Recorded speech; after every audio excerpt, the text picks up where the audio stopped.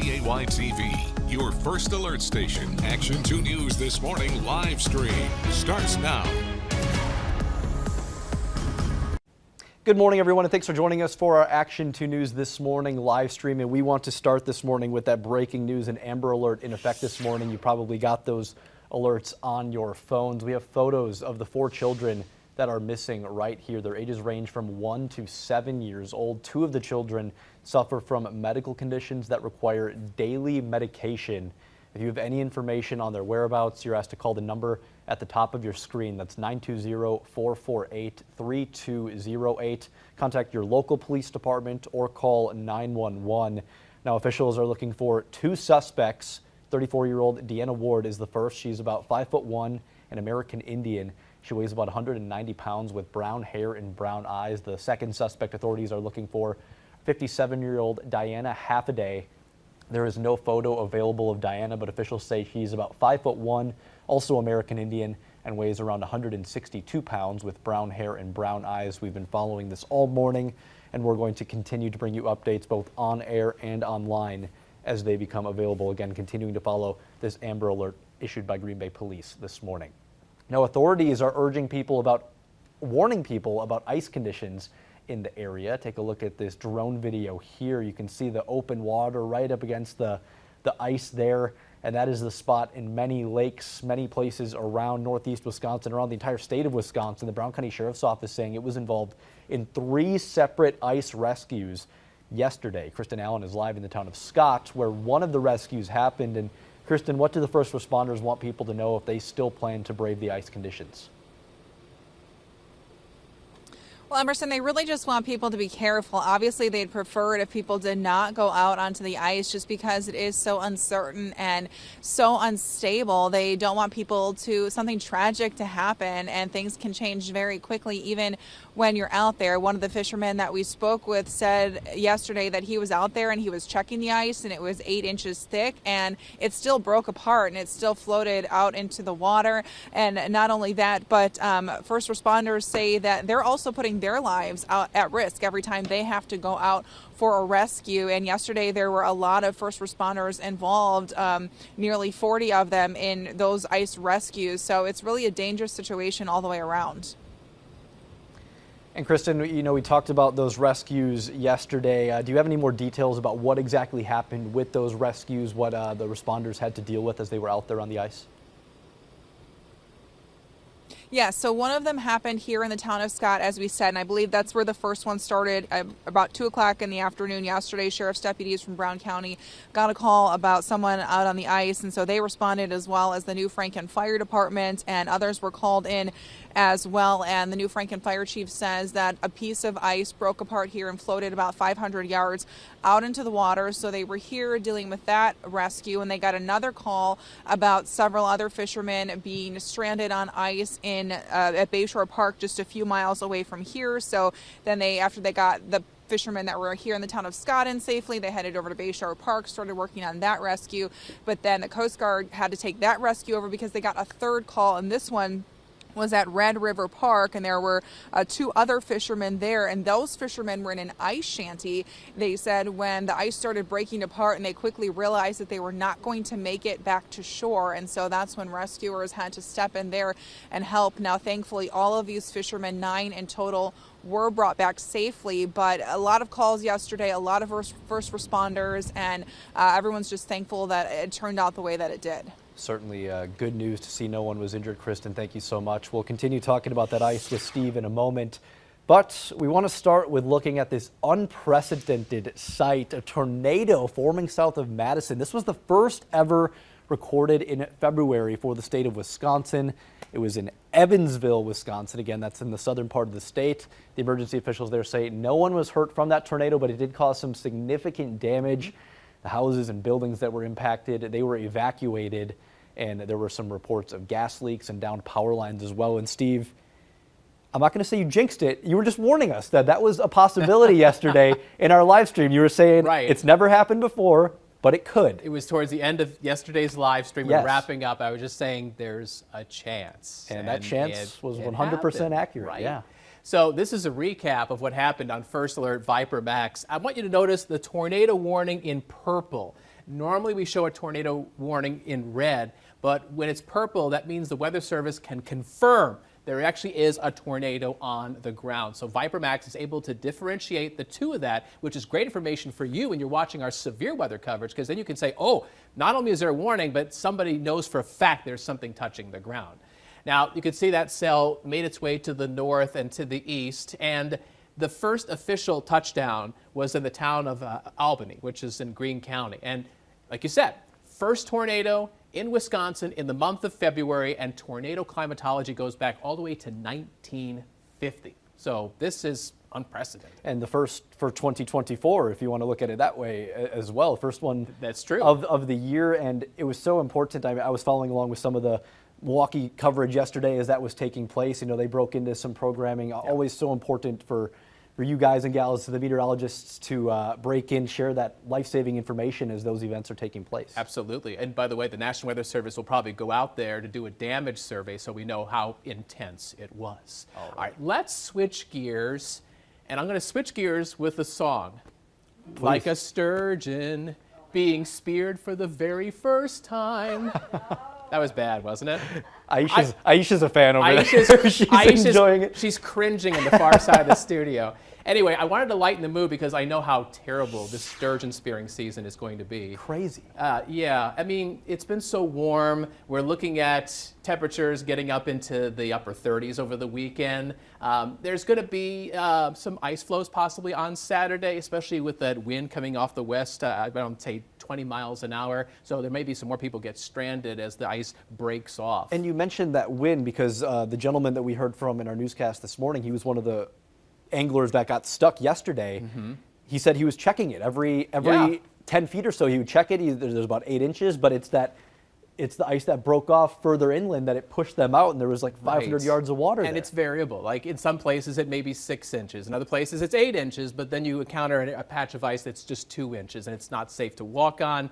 It'd be nice if we had a foot. I mean, you could put your car or truck on it, but this is one of those years where it's somewhere in here. In this area, which is not what people really want to see. And you combine the warm air and the wind, and then the chunks of ice can break off. So it can be pretty precarious. And we talked about, Emerson, why it's been so warm this winter, which is causing this ice issue. The big reason is El Nino. But we also want to highlight the fact that climate change has an impact as well. Sure. If you look at ice coverage across the area, we've got ice on our inland lakes in the bay where the water is more shallow, but Lake Michigan is just wide open. And actually, that's been the trend over the past 50 years because of climate change. The percentage of ice coverage on the lake has been decreasing over the past 50 years. And it's not just the ice coverage, it's the number of days where the lake is frozen. Lake Michigan now has, on average, 22 fewer days of ice coverage compared to how it used to be back in 1973. Just crazy to think about. And I know I've spoken with a couple fishing clubs. They're devastated. They were so excited for this time of the year, sturgeon spearing. I know some folks will probably still brave the elements, but a lot of them probably doing the wiser decision this year and saying, I'm going to take the year off. And yes, again, even though El Nino is the big culprit this year, if climate change continues to happen, years like this one might become more common in the years ahead. The 7-day forecast shows a mix of sun and clouds this weekend, highs in the upper 30s, and it looks like similar temperatures next week. Our next weather maker will bring us a chance of snow showers on Wednesday, which is Valentine's Day, Emerson. Can't forget about Valentine's Day. Thanks for that reminder, Steve. Thank you. Now we're going to head over to the First Alert Safety Desk with Aisha this morning, and you were a busy bee today. All kinds of different stories that we were talking about. And we're going to start with the steamer, I believe. Yes. So folks that are maybe still getting dressed for their Friday, they're going to want to pay attention to this one. I have a handheld steamer, so I was really paying attention They're this very morning. helpful in this they profession. are, especially when you've got some nice clothes you want to take care of. You got to use a steamer. A lot of people use these, but the problem with the ones I'm about to talk about is that they can spray hot water where the steam is supposed to come out, and it can actually burn you. So here they are. Again, this is from the Consumer Product Safety Commission putting out this recall, and this brand, you could see Steam Fast. There's a few different ones. So the steamers recalled were sold under the brand right here, Steam Fast, for NATO, Sharper Image. The steamers, they were sold at major retailers. This is why this is so important. Walmart, Bed Bath & Beyond, Amazon, other retailers too, but about 2 million of them were recalled. Vornado in particular, they've gotten about 122 reports of that water spraying that hot water, including 23 reports of people getting burned. So it is happening. And so what you can do if you do have one at home, you can get a refund by contacting the company, maybe going to the store. You can get a replacement if you want to try a different one. But you can head to our website, the safety desk tab on WBAY.com. Really helpful. You can check to make sure that hopefully it's not one that you have at home. Not something you want to mess around with. That water is Not at all. hot when it's Yeah, coming it's not out. You don't want okay. any burns like that. Not Right. at all. All right. Now you're also focusing on a study with Teens. right? Yes. And their mental health and how that can impact abuse as well. Right, yeah. So we're talking about substance abuse and teens who are stressed out. The CDC, they put out this pretty lengthy report. It's about 10 pages long. I think it's common sense stuff. We've been hearing this for decades now with teens using substances. But I think what was really interesting in this particular study is that the teens themselves were reporting this, talking about how stressed they are, the fact that they are less motivated and therefore getting intoxicated. The findings were based on nearly 10,000 teens that they talked to. It was like the years between 2014, 2022.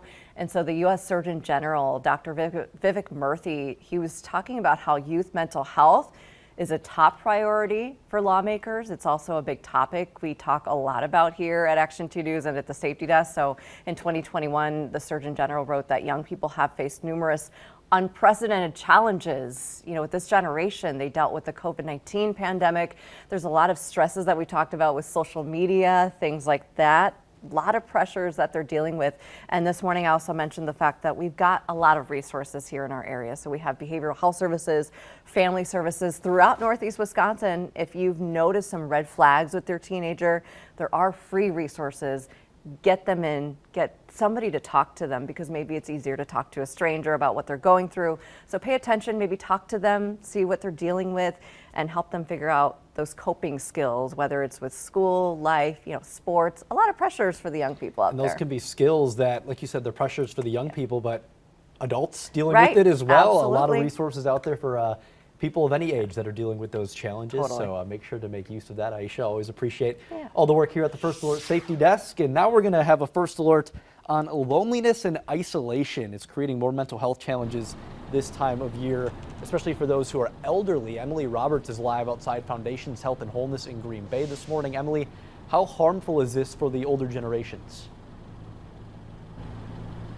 Emerson, this is pretty alarming. The Centers for Disease Control and Prevention says older adults are more likely to experience things like living alone, losing a loved one, whether that be a friend or a family member, even battling chronic illnesses. So when you think about all of those factors that play into this, it can absolutely negatively impact mental health, but also physical health. So let me take a look at this for you. I've got some numbers that are pretty eye-opening. A report posted to the National Library of Medicine says about a quarter of Americans 65 and older are considered socially isolated. So according to that report, social isolation is associated with about a 50% increased risk of developing dementia and a more than 30% increased risk of stroke. So I'm outside Foundation's Health and Wholeness in Green Bay, and they are really taking some action to address this and raise awareness.